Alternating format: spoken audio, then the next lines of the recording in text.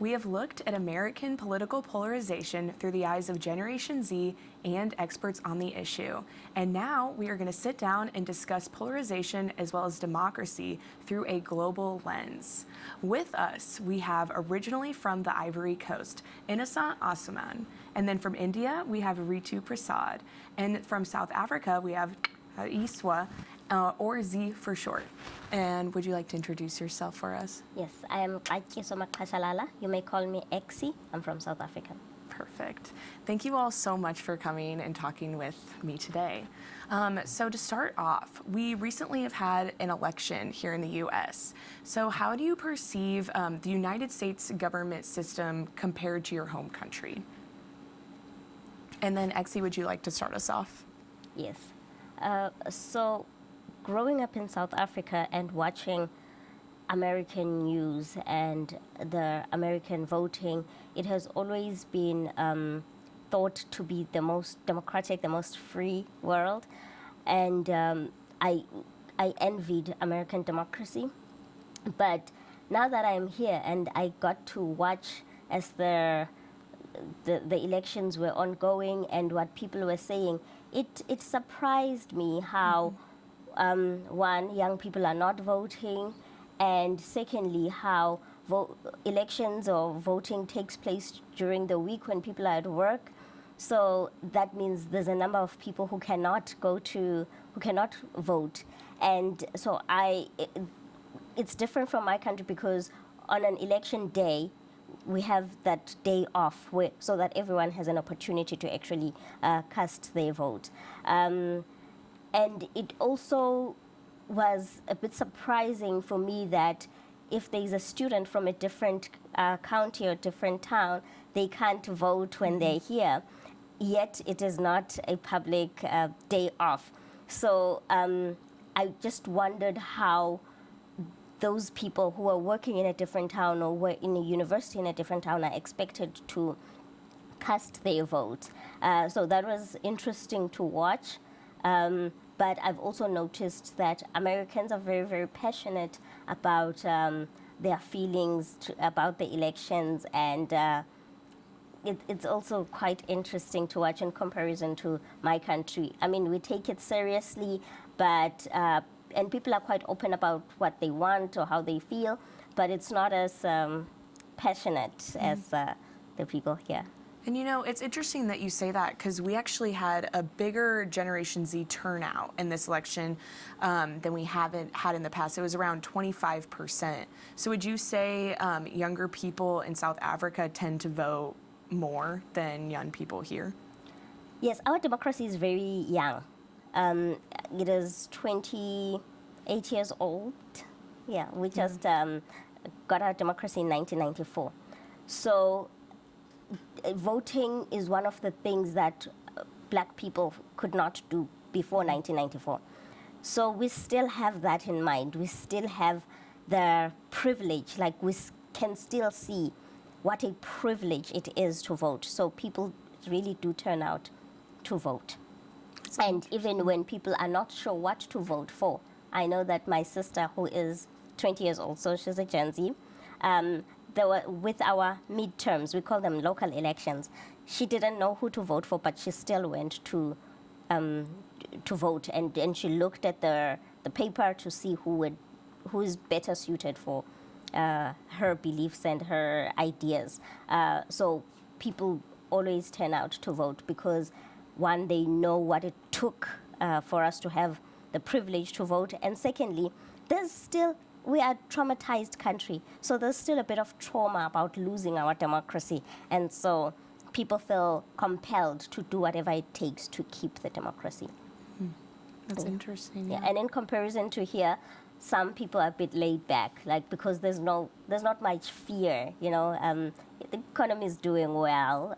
People are generally free, so and there's really nothing to lose that much with the American elections.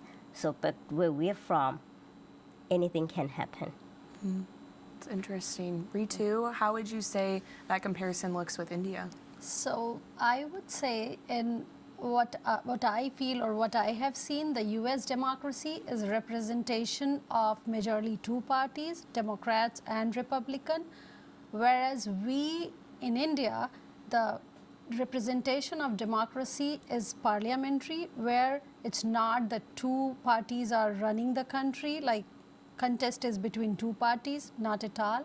We have many regional parties and they are the big player. So that's the one difference, major difference between America and Indian politics. So in India, the regional players are equally forceful and they kind of decide the politics of India.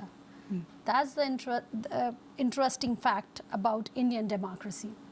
Secondly, here it's more two ideologies, two things, either Democrat or Republican, but there is no regional thing. Whereas in India, when we say there are regional parties, so basically everybody connects with the people more than a party. So it's like who is contesting rather than the person is representing which party. It's major difference. I see. Yeah. Yeah. And Hassan, I wanted to ask you, so all of you are graduate students, you all teach classes, you've been here for 2 years now teaching. How do you see things like political polarization play out with your students in your classroom? This is a great question. I think my perspective about this is like, oftentimes we don't discuss politics in class. But when we hear about the open of the election process, then you can observe some kind of like commitment and motivation from your student who are willing actually to go and cast their vote. One thing is I started receiving emails from students like, we can make it on this class because we are leaving the town, we are going to our hometown to vote. And I was proud of that because they felt the necessity to engage into the process. And I think this is one thing which is unique, and I want to acknowledge that at an early age in the process, they teach students about civic engagement and what it is to be a civically engaged student. And these are things that we also insist on through our leadership class. Now, coming to polarization, actually, I think this is actually a kind of big word, but oftentimes you see the idea is around the fact that, okay, this is what I think and this is what I believe in, and this is what the general opinion, like the public opinion, is portraying, and how can I navigate through that? Actually, I never get the opportunity to have a kind of deep conversation with my student around that, but based on my observation, I think some of them are truly passionate about it, and they can bring in great argument to defend their position. Very cool. So I feel when we talk about polarization, I feel across the globe the politics is now polarized, no matter which country it is. So whether it's India or US, I see a lot of polarization around me when people are discussing politics, and it's totally different what I grew up, even in India, or what I came to States last time. I did not see this much of polarization around my environment. So this time specifically, the whole world was watching the US election so passionately, and we were on TV for 2 days, if I recall well.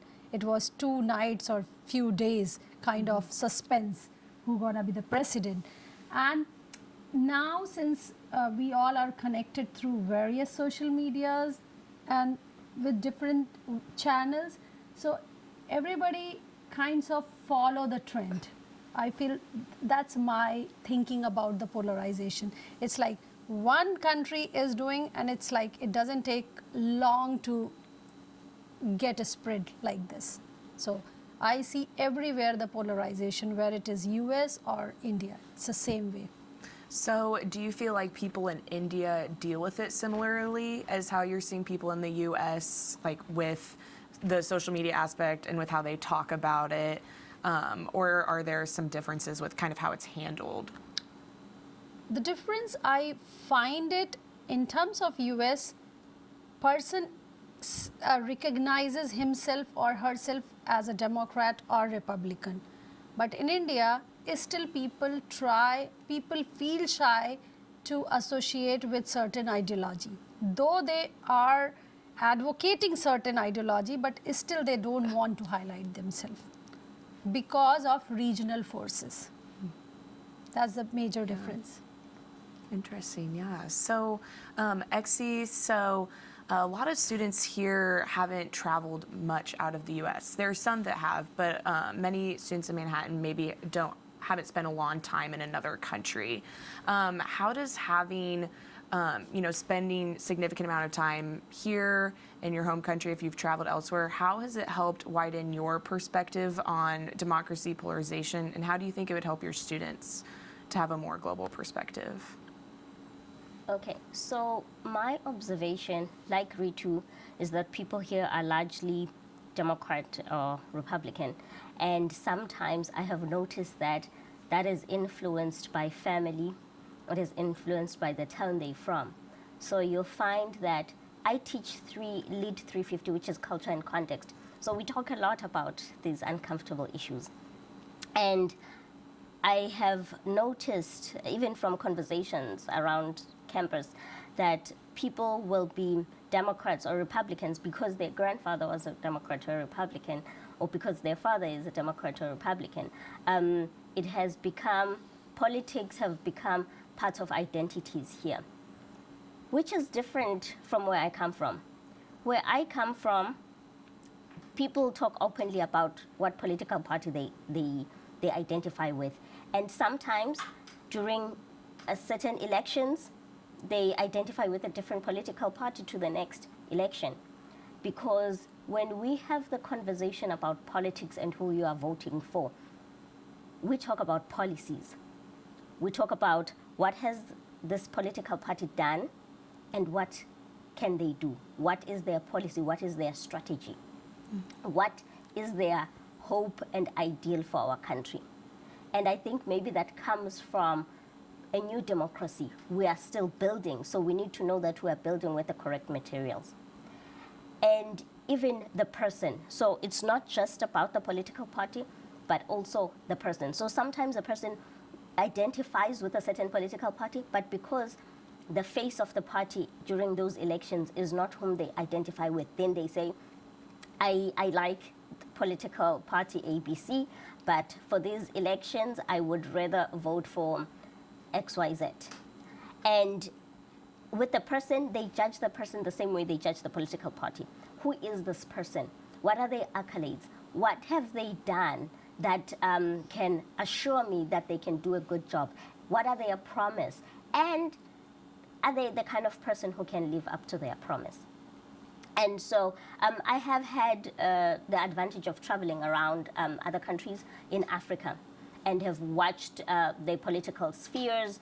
Some of the projects that I've done in other countries were, for example, leadership coaching. And so I've got to be, and I worked for an organization in Tanzania, a think tank. I worked with young people who are very politically active. And so I got to hear their opinions as well.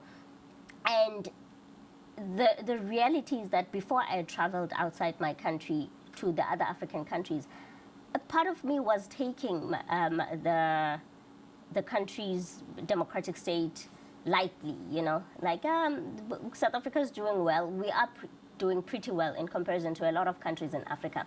And so there was a bit of comfort on my part, But having traveled to other countries and seeing that there was a time when other African countries, after they received their independence, they were like South Africa. Things were comfortable.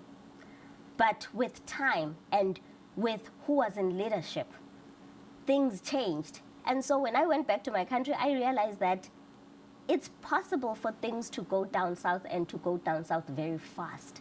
And so I started being active, like, well, I've always been active since university, my undergrad, but I started being more active and speaking up more about politics because I realized that it is serious and it is true. When you go to these other African countries and things are like really, really bad for some people, and you realize that this was not always the case, but something happened, something shifted. And so if we want things to be better, we need to be active. We need to take these things seriously. And so I don't know that in America things might really go for the worst because of the autonomy that institutions have in America. Each institution is well governed. There's policies for each institution, whereas where I come from, a large part of institutions are still governed by our government. And so whatever our government does directly affects all of our institutions, our education, our health, everything. So in America, there's still a lot of autonomy. Well, not there's still, but there has become a lot of autonomy within institutions. So even if the government remains the same or changes, there's still a lot that will go well. And so maybe that may be some of the reasons that some of the students that I've encountered are not very well versed about what is happening, or don't really care about midterms or these elections, for example, the one about the abortion laws that took place recently, because it doesn't affect them much, and maybe it might not affect them at all even in the future. So I think that traveling around to other countries and would help people see the impact of such things, such decisions and the elections. And on top of that, America is a very powerful country globally. A lot of decisions that Americans make affect other countries. And I wish that my students knew, because maybe making a decision in America is not just for you, it's for other countries as well. So for example, with abortion rights, my country was on the edge about that, because there are some of our health institutions are funded by Americans and American companies and American organizations. So whatever America decides on abortion rights will affect the people who depend on American health institutions in my country.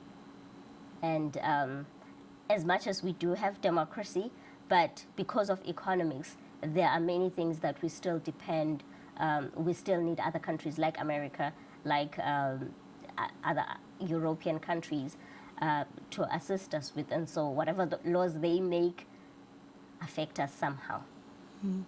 Yeah, thank you, Exie.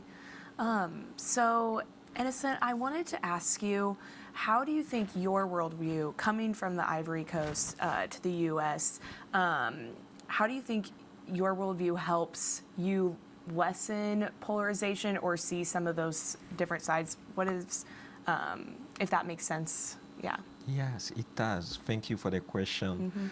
Actually, I think getting the opportunity to be exposed to different contexts, like my country, and I also get the opportunity to visit other countries in Africa before coming here, it helped me to always try to caution myself. Like, do I think that what I see is the truth? So I start questioning truth. I start questioning ideologies. I start questioning concepts. So like, even when we use the word democracy, for instance, I think the exposure switched my understanding and my perception about democracy. And today I do believe that democracy should be contextualized. It doesn't have to be a kind of copy and paste. Like, democracy that can work in the American context, I'm not sure that can work in my country, Cote d'Ivoire. It can't work in our context. Why? Because we do have some cultural values, some knowledge that they qualify as indigenous knowledge, which is part of our cultural identity, that we cannot build democracy beyond. What I'm trying to say here, an example will be in my country and most of the West African country, we have a traditional structure that we rule under kingdomship. And those traditional people have power, and it is symbolic. So in a rural community, we have a king, and the king has under like his supervision some elders. So whenever there is a decision at a state level, the king can decide that this decision we are abiding to it or not. And so I think these are some of the layers when they are talking about democracy in our context. So in order to think about how we can incorporate those kind of knowledge in our new way to institutionalize democracy, in my country, initially they were excluding them and they qualified them as this is indigenous. And we are in a modern time where we need new perception. But today, because the country was hit by two political crises in 2002 and 2010. So after that, the new government has decided and they have understood the power of those kings. So today they are institutionalized, the kingdoms, and so I think this is a way to see how we can formalize or frame a new kind of democracy in the African context, like in my country. So when I come here and I hear about democracy, I think things are actually different. Why? Because I do still believe, even though we talk about technology, US is a developed country, I do believe that within rural communities, we do still have people who knows the history, who are culturally embedded. And oftentimes they call those people as maybe conservatives. How often do we open the door for them to hear their voice, to understand what they think about, and what is the perception about the new decisions that we are making? So I think there is always room for improvement in how we frame democracy globally. Yeah. Yeah. And Ritu, would you like to add on to that? Yeah, I wanna say, in my view, in my upbringing years, I felt that we were more tolerant with each other in society. Now I see a lot of polarization back in India, which upsets me a lot. And before this, since probably there was no social media in my upbringing years when I was a child, so probably we did not had a kind of, you know, when somebody is pushing his or her ideology through the post, whereas now I see people pushing their ideologies. People are trying somebody else to agree with them, and if you don't, it becomes ugly between people. So it's highly polarized, I would say. And I think social media is the biggest place where it's all happening, more than in real world. Or maybe the social media is a part of real world. But in India, before 2014, the kind of the way elections used to be, not anymore. Everything has changed a lot. Whether it's when students are even discussing the politics in campus, it's so emotionally charged. It's so. Can I pause for 1 sec? Just because, what is that sound? Is that your cell phone, Ritu? I think so. You have to switch it off. Okay. I'm so sorry. Oh, that's okay. No Do you problem. want to go switch it off?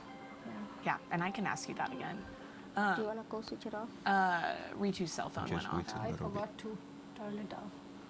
Yeah, we can. No, you can sit. If I think it'll be good. Yeah. So you were talking about how emotionally charged it is here in the Yeah. U.S. Yeah. So the point is, India is a very diverse country.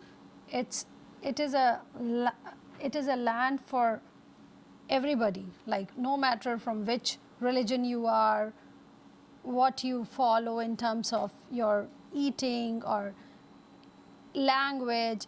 But now it's like we are seeing in society majoritarianism, which is not good for Indian democracy, I feel.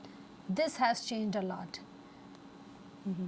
Yeah, and so Exie, coming from South Africa, a newer democracy, what is your advice for Americans as we face polarization and just kind of their approach to democracy? What would your advice be?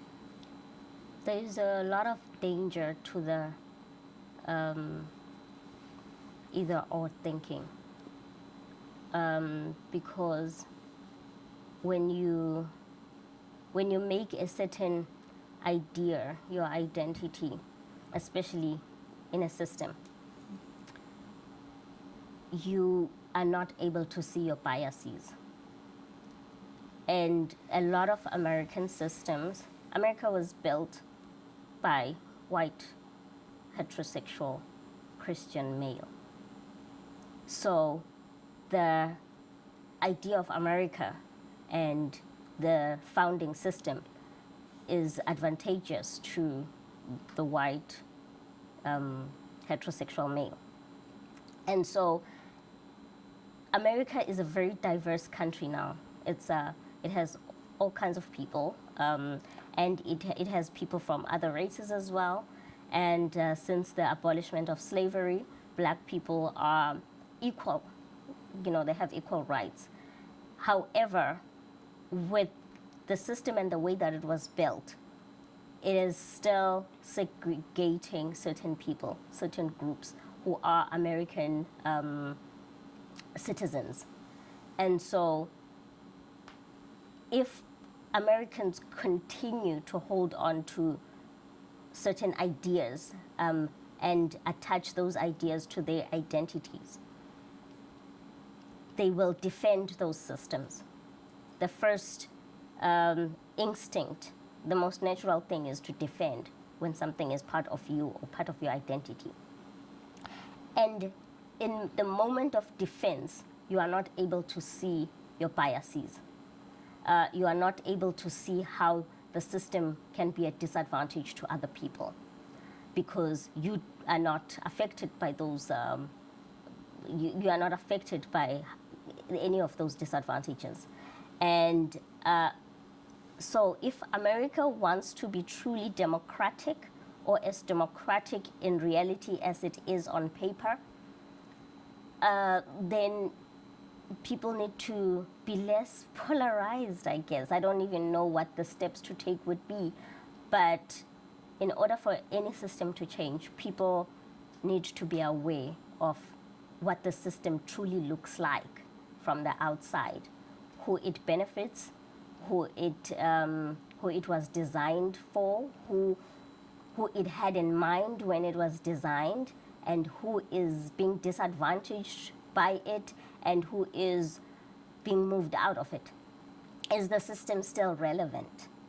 Is the system working in 2022 as it was in 1856, for example? And I know that a lot of things have changed in America over the years, but the founding documents and how they affect the current status of America is still very much the same.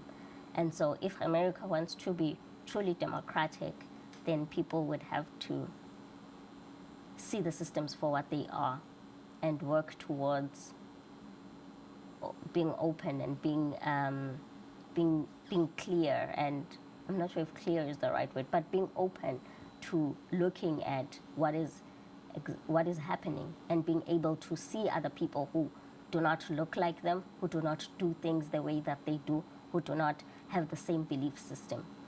And ask the question, do you want to include these people, or do you just want them excluded and disadvantaged just because they don't look like you, they don't have the same beliefs as you, or they don't do things the way that you do? So the either or thinking that comes with polarization continues to discriminate people. Mm-hmm. Thank you. Yeah, thank you. And then I wanted to ask, because South Africa, just really quickly, like 1994 was when apartheid ended. And so how has South Africa, with Black people recently being able to vote, how have they kind of handled that? Whereas America, you were talking about, has some of these systems. How has South Africa dealt with those systems and is dealing with those? It's different in the South African context, and I liked what Innocent said about democracy, how it doesn't work the same in different countries because of the histories and because of the cultures. So South Africa is majority Black people. And so when we got our freedom in 1994, people who went into leadership were Black people. The majority of seats in parliament were for Black people. So Black people joined the table, the decision-making table. And so they were able, it took a long time, and we are still working on it, but they were able to include Black people in the decisions they were making. When we were amending the Constitution, when we were adopting a democratic constitution, we were able to have Black people in mind because the decision makers were Black people. They were very much aware of what is happening. So recently, in South Africa, we have something called polygamy, where a person can take more than one wife. And there are certain tribes for which this is a cultural norm. And so are we now saying that there was a conversation about, are we now saying that just because we have democracy, we need to let go of our cultures because of democracy? And because the people on the table understand our cultural values and that we are who we are because of our cultures, they were able to amend the constitution to include such. And it's not just polygamy, there are many others. For example, one of the things that happened when we were colonized was that our traditional healers were not allowed to practice their healing rituals. It was thought to be witchery, and they would get in trouble for that. So when we got freedom, then there were conversations, and they're pretty recent. There were conversations about how these are our cultures. This is how we believe in healing, and so we're able to include such things in our democracy and in our constitutions because the people who are on the table identify. The difference with America is that the people who are on the table do not necessarily identify with some community members. And Black people in America, Hispanics or Latin American, Hispanic people, Latin Americans, indigenous Americans are not majority. And so their ideas, their cultures, their issues are easily overlooked because there is no one representing them on the table. Their voices are not heard. And so that's the difference between South African people, South African Black people and American Black people, is because South African Black people have a representation and their voices are easily heard because there's someone at the table who directly understands and who is willing to hear their voice and what they are going through. And America, for that to happen in America, those who are on the table would have to be willing to listen. Yeah. Ritu, would you like to add on to that?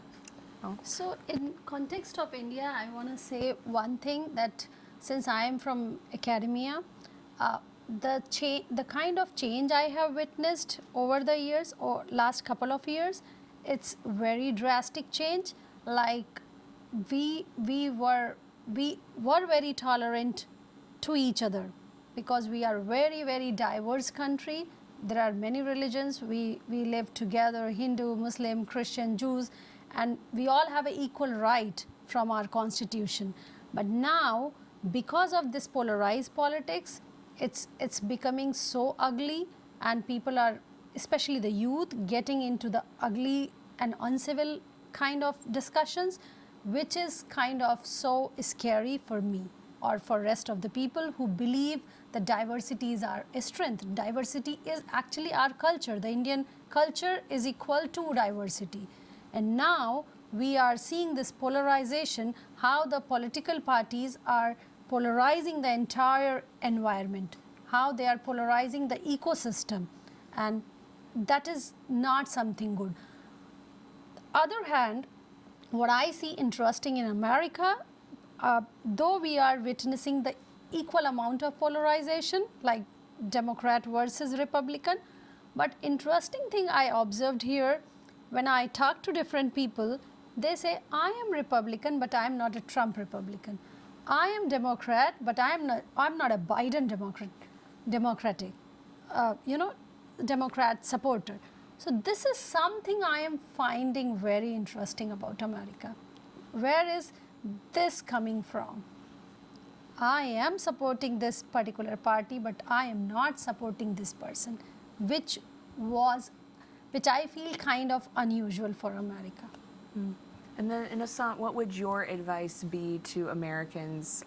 We've talked about it a little bit, but just facing polarization as they head to the polls.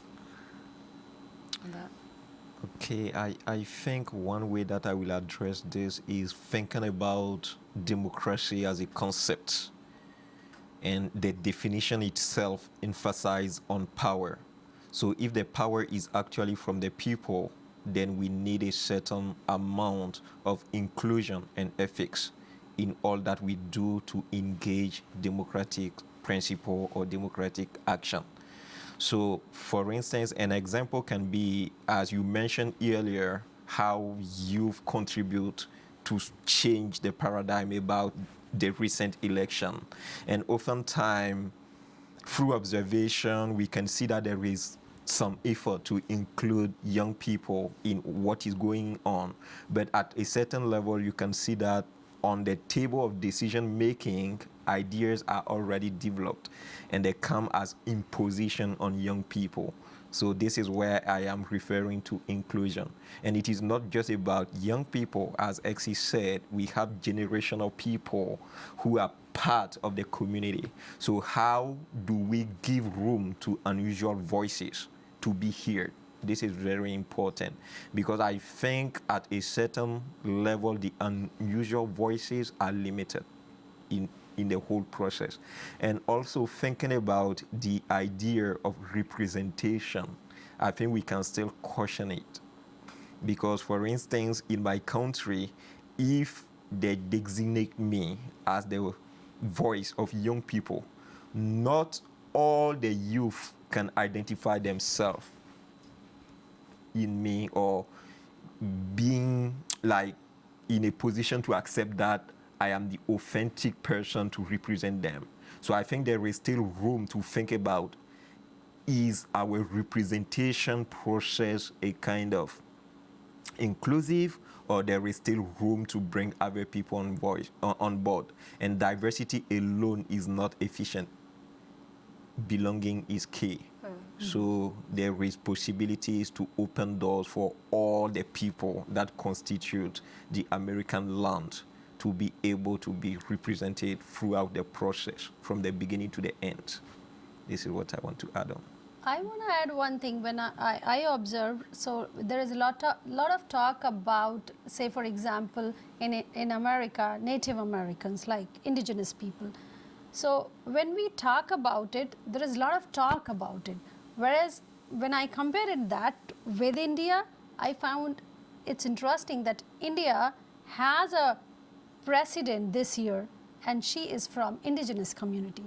So I see a lot of walk the talk in terms of when I see the political ecosystem, I feel we are way ahead than America. Well, those were all my questions for you. Thank you all so much for coming. Innocent, Ritu, and Exie, thank you so much for talking with me today. Yeah, thank you guys. Thank you so for having much us. Thank you. for having us. Thank you.